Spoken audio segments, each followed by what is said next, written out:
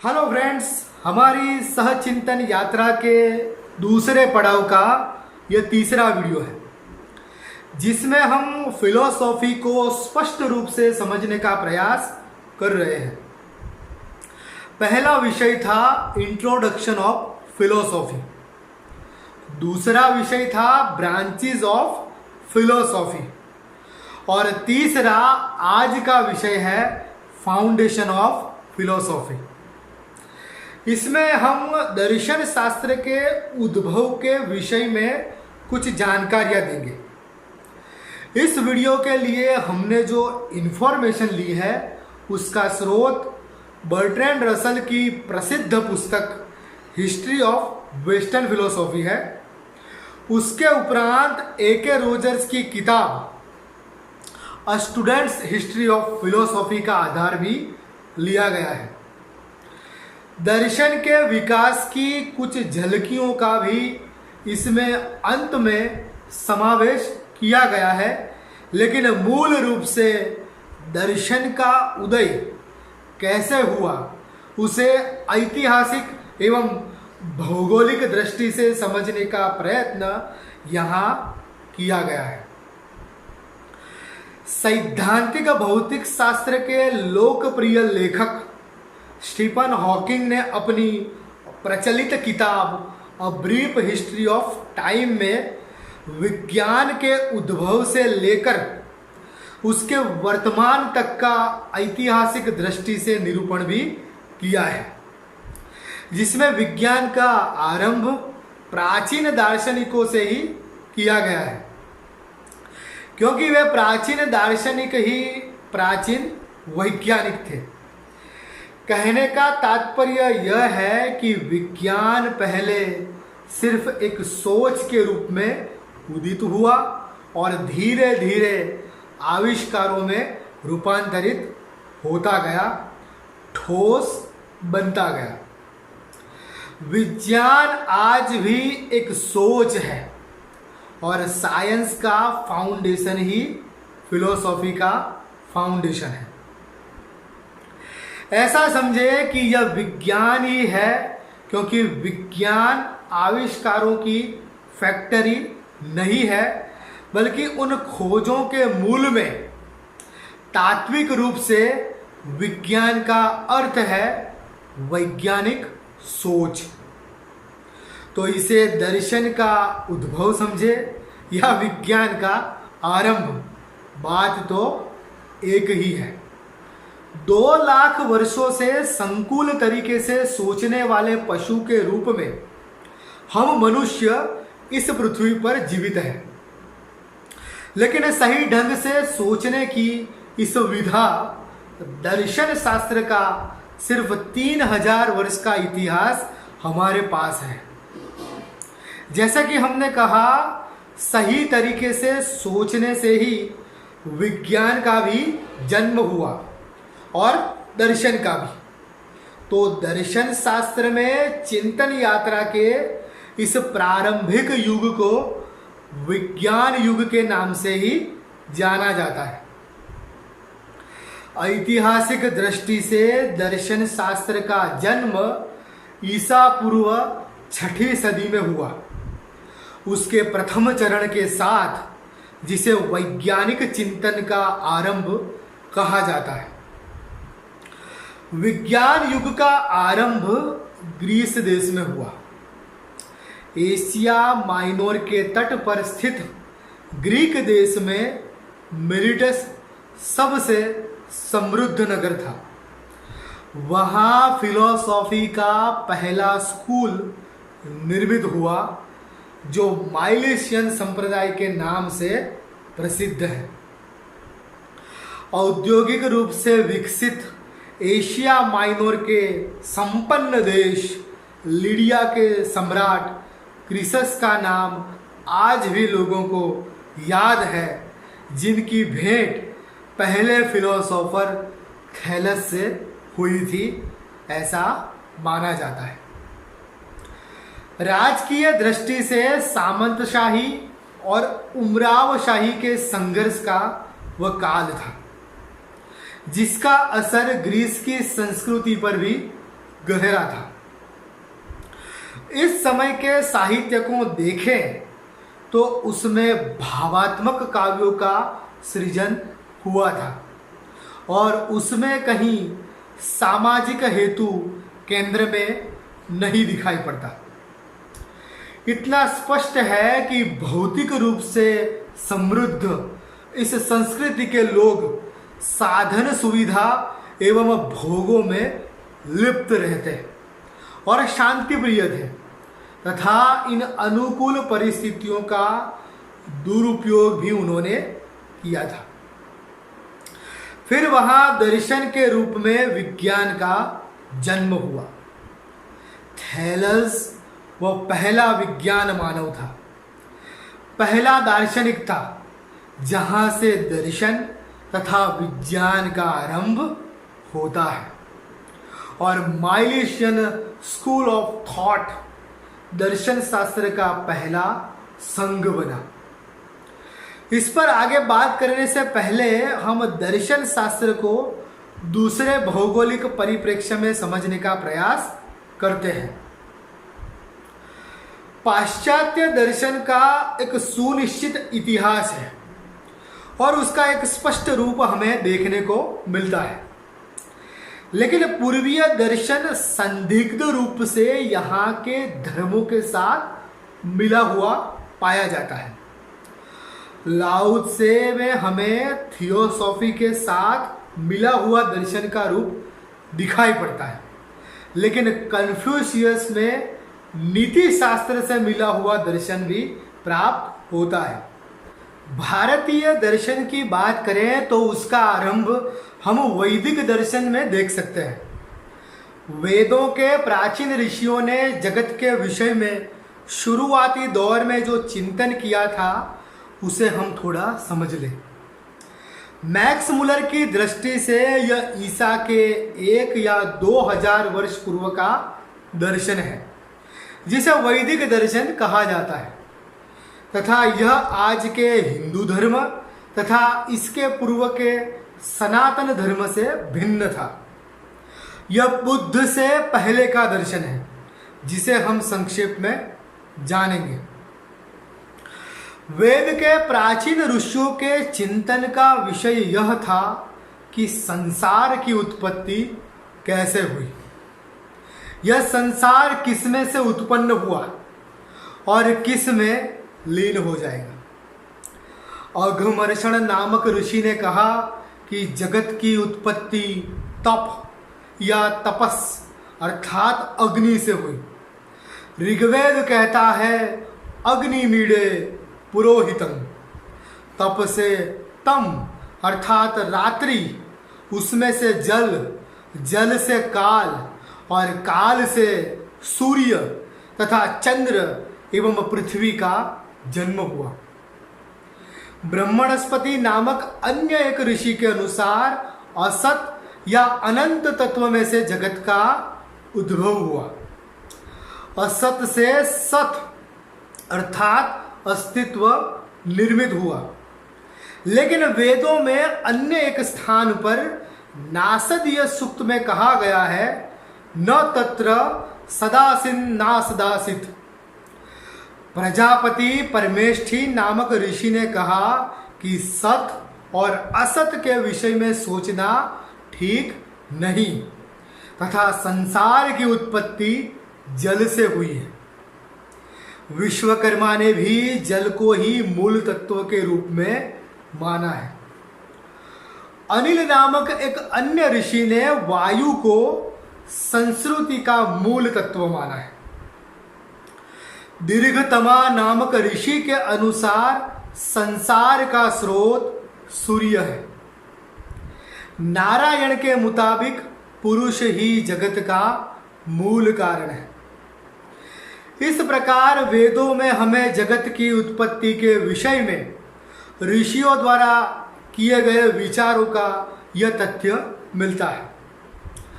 इसके बाद ब्राह्मण ग्रंथों में हमें तत्कालीन संस्कृति के तत्वों के विषय में जानकारी मिलती है।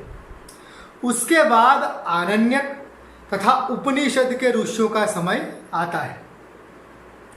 उपनिषद के ऋषि वेदों को अपरा विद्या मानते थे और जल, अग्नि, वायु आदि तत्वों में निहित मूल परम तत्व के रूप में ब्रह्म तत्व को मानते थे तथा उस ब्रह्म को ही जगत के आदि, मध्य तथा अंत के रूप में प्रस्तुत करते दिखाई पड़ते हैं। पुनः हम ग्रीक दर्शन की ओर दृष्टि करते हैं और थैलस से अपनी बात को आगे ले जाते हैं।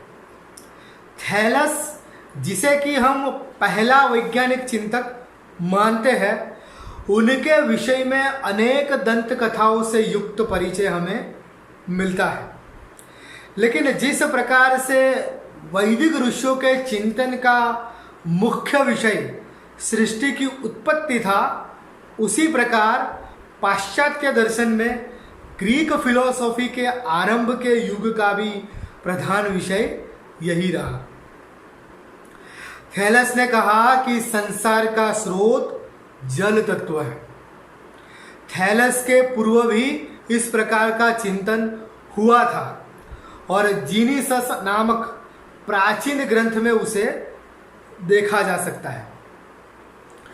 एक अन्य मत के अनुसार बेबीलोनिया एवं इजिप्शियन संस्कृति में ग्रीक दार्शनिकों से ज़्यादा गहन चिंतन देखा जा सकता है जो कि इनके पूर्व हुए थे।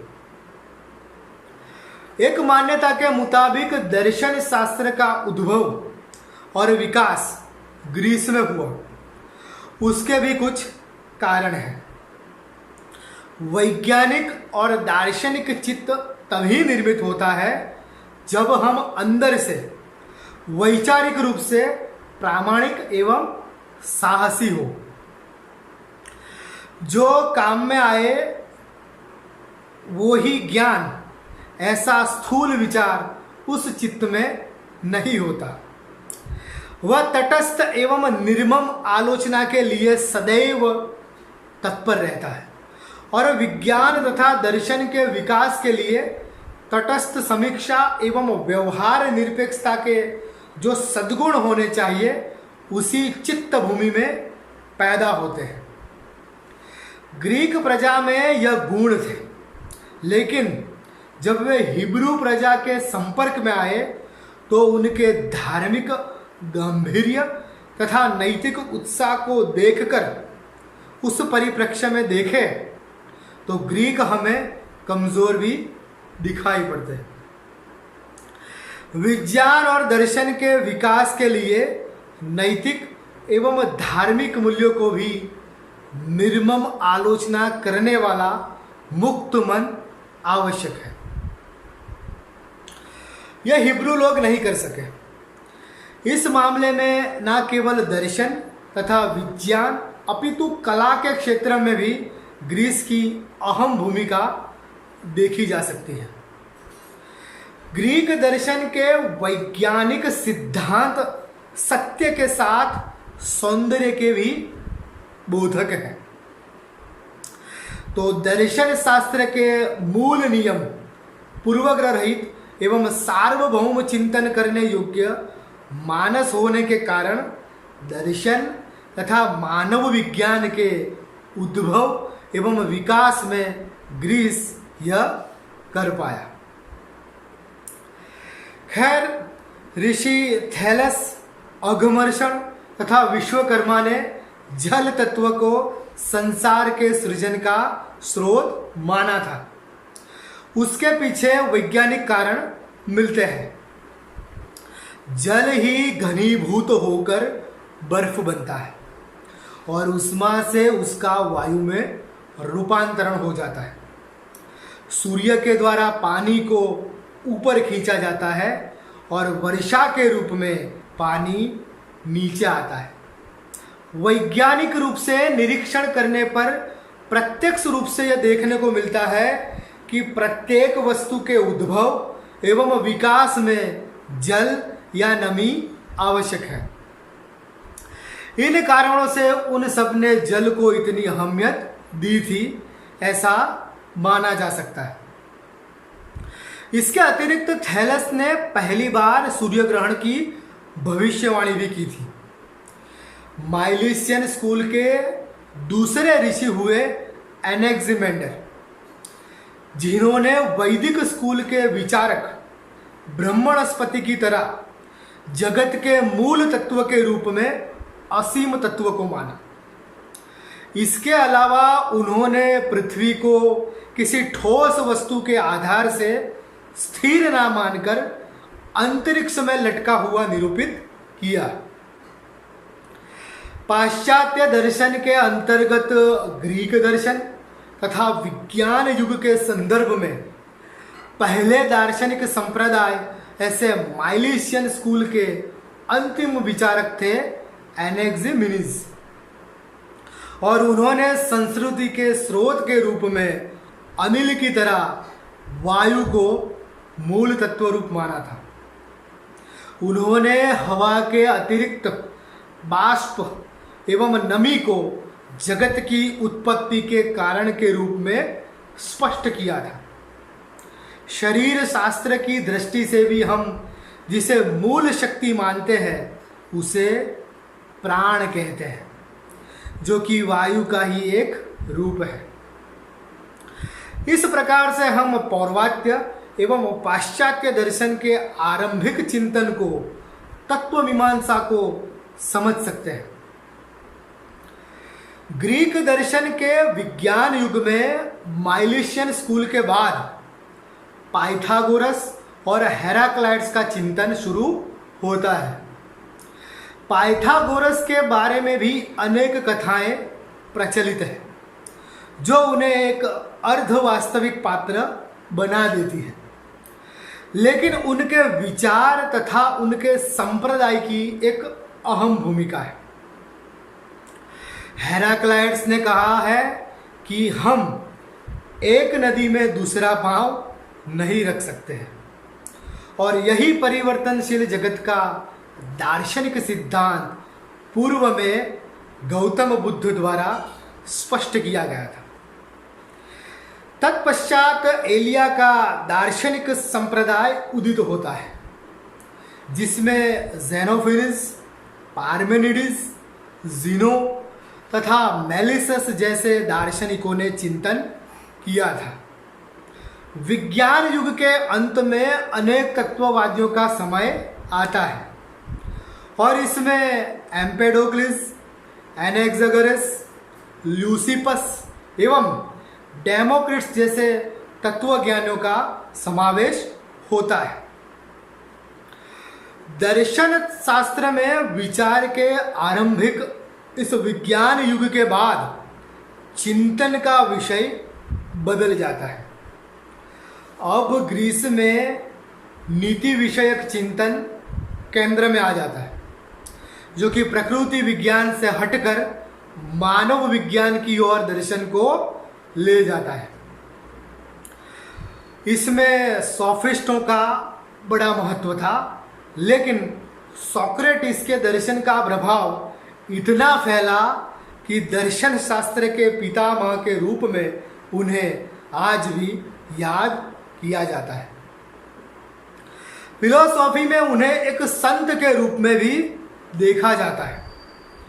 धर्म दर्शन के वैज्ञानिक तत्व को जिद्दू कृष्णमूर्ति जिस प्रकार से आधुनिक युग में परिभाषित करते हैं, उसकी अभिव्यक्ति सोक्रेटिस के प्राचीन दर्शन के अनुकूल ही प्रतीत होती है। सोक्रेटिस के अतिरिक्त प्राचीन नीति शास्त्रियों में एरिस्टिपस और साइरेनेक्स तथा एंटिस्थेनिस और सिनिक्स जैसे मैगेरा के तात्विक संप्रदाय के दार्शनिक भी हुए हैं। कहते हैं कि सोक्रेटिस ग्रीस के एथेंस नगर में स्थित अगोरा नामक बाजार में जिज्ञासुओं को अनौपचारिक रूप से फिलोसॉफी के पाठ पढ़ाते थे। यह सुनकर कबीरा खड़ा बाजार में जैसा एक दृश्य हमारे मानस पट पर छा जाता है। अध्ययन करने पर हमें सोक्रेटिस के बाद प्लेटो से दर्शन शास्त्र के ठोस रूप का परिचय प्राप्त होता है, जो कि आदर्शवादी दर्शन है। और उसके बाद आते हैं वास्तववादी दर्शन के आचार्य एरिस्टोटल का समय। एरिस्टोटल को हम पूर्ण रूप से दर्शन में वैज्ञानिक चिंतन का आरंभ करने वाले महान दार्शनिक के रूप में याद करते हैं। स्पष्ट रूप से कैसे सोचना चाहिए और उससे क्या निष्कर्ष निष्पन्न होते हैं, यह हमें एरिस्टोटल सिखाते हैं। अब पुनः थोड़ा पूर्व की ओर जाया जाए। वैदिक काल में एकमात्र मनीषी कपिल का सांख्य दर्शन ही था, जिसकी ठोस रूप से दर्शन शास्त्र में गिनती हो सके। उसमें भी बौद्ध दर्शन की भांति सत्य ज्ञान प्राप्ति के लिए प्रत्यक्ष और अनुमान दो ही प्रमाणों को स्वीकृति दी गई है।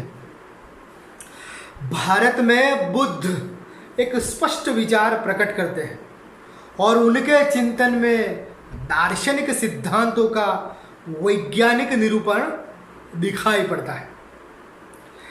पाश्चात्य दर्शन शास्त्र में जो स्थान एरिस्टोटल का है, वैसा स्थान भारतीय दर्शन में दार्शनिक सिद्धार्थ गौतम का है। किंतु जैसा कि हमने पहले जाना, यहाँ स्पष्ट रूप से दर्शन की कोई धारा ही नहीं रही, तो वे बुद्ध के नाम से एक धर्म पुरुष के तौर पर विश्व प्रसिद्ध है। नीति शास्त्र तथा फिलोसॉफी ऑफ एथिक्स के संदर्भ में भी बौद्ध दर्शन का एक महत्वपूर्ण योगदान है। पश्चिम में थियोसॉफी और फिलोसॉफी के क्षेत्र अलग रहे, जबकि पूर्व में एक साथ यह सब होता रहा। अतः केवल दर्शन की कोई निश्चित परंपरा हमें नहीं दिखाई पड़ती है। हालांकि ईसाई पुरोहितों का भी एक युग दर्शन का अंग है, लेकिन दर्शन फिर भी स्वतंत्र अस्तित्व रखता है। पूर्व और पश्चिम के चिंतन का भेद ही यही है, जिसके कारण दोनों में तुलना नहीं हो सकती। वहाँ क्रिश्चियनिटी और धर्म एक अलग विषय है तथा दर्शन और विज्ञान उससे भिन्न एक अलग विषय। पुनः ग्रीस की ओर प्रयाण करते हैं। एरिस्टोटल के बाद दर्शन शास्त्र में उत्तरकालीन नैतिक युग का प्रारंभ होता है। उसमें एपिक्यूरस और उनका एपिक्यूरियन स्कूल, जीनो एवं स्टोइक संप्रदाय के अनुयायी चिंतक, संदेहवाद का दर्शन तथा वैज्ञानिक विचार प्रवाह एवं फिलो नामक विचारक का समावेश होता है। लोग भारतीय दर्शन के चार्वाक एवं लोकायतों के दर्शन की एपिक्यूरस के सुखवादी दर्शन के साथ तुलना करते हैं। बुद्धकालीन भारत के नास्तिक दार्शनिकों पर भी हमने एक वीडियो अपलोड किया है, उसे भी जरूर देखिएगा। वे निश्चित रूप से धार्मिक विचारक नहीं थे, लेकिन उनका कोई दर्शन भी नहीं था जिसकी कोई धारा बन सके। मूल रूप से एपिक्यूरस जैसे सुखवादी दार्शनिक के चिंतन के केंद्र में तो ज्ञान ही है, क्योंकि ज्ञान के बिना तो सुखी नहीं हुआ जा सकता। ज्ञान के प्रति प्रेम ही दर्शन है। ग्रीक फिलोसॉफी के अंतर्गत अंतिम युग धर्म से संबंधित था, जिसमें प्लॉटिनस एवं नूतन प्लाटोवाद तथा ईसाई धर्म, ईसाई पुरोहितों, पादरियों का चिंतन अभिप्रेत है, जिसमें संत ऑगस्टिन का दर्शन महत्वपूर्ण था। आधुनिक दर्शन की ओर प्रयाण के पहले इस विषय में मध्यकालीन युगों का एक पड़ाव आता है जिसमें पहले स्कॉटस एरिजेना, एंसेलम तथा एबेलार्ड का युग आता है और बाद में एरिस्टोटल की चिंतन धारा का पुनरुद्धार होता है। इसमें थॉमस एक्विनास, डन्स स्कॉट्स और विलियम ऑकम प्रमुख दार्शनिक हैं। यह गति आधुनिक युग में परिणत होने के पूर्व ब्रूनो, बैकन और हॉब्स जैसे अहम दार्शनिकों के चिंतन की ओर हमारा ध्यान आकर्षित करती है। आखिर में आरंभ होता है आधुनिक दर्शन शास्त्र का, कि जिसके जनक है रेने डेकार्ट। डेकार्टवादी स्कूल के बाद स्पिनोजा और लाइबनिज जैसे बुद्धिवादी दार्शनिक तथा लॉक, बर्कली और ह्यूम जैसे अनुभववादी दार्शनिक चिंतन की यात्रा के अहम यात्रियों के रूप में दिखाई पड़ते हैं। उसके बाद ज्ञान युग का आरंभ होता है, जिसमें फ्रांस के वोल्टेयर और रूसो का दर्शन के विकास में अहम योगदान रहा है। विश्व ज्ञान कोश के कर्ता तथा भौतिकवादियों एवं लेसिंग और हर्डल जैसे चिंतकों का भी इसमें निश्चित प्रदान है। दर्शन की इस कहानी में जर्मन विचारवाद के अंतर्गत इमैनुअल कैंट तथा जॉर्ज विल्हेल्म फ्रेडरिक हेगेल भी अहम किरदारों के रूप में उभरकर सामने आते हैं।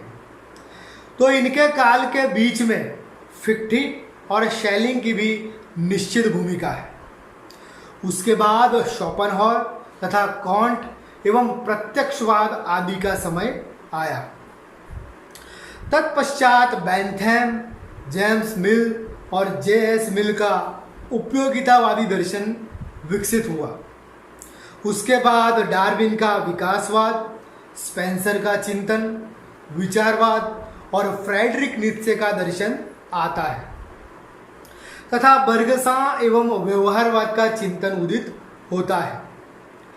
यही है संक्षेप में दर्शन की कहानी।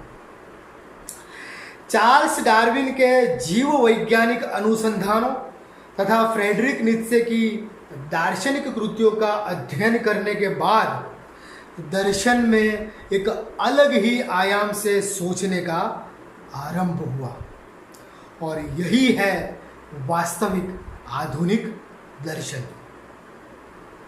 अंत में दर्शन एवं ज्ञान के प्रसार में हमारा सहयोग करें और हमारी चैनल के सभी वीडियो को ज़्यादा से ज़्यादा शेयर करें।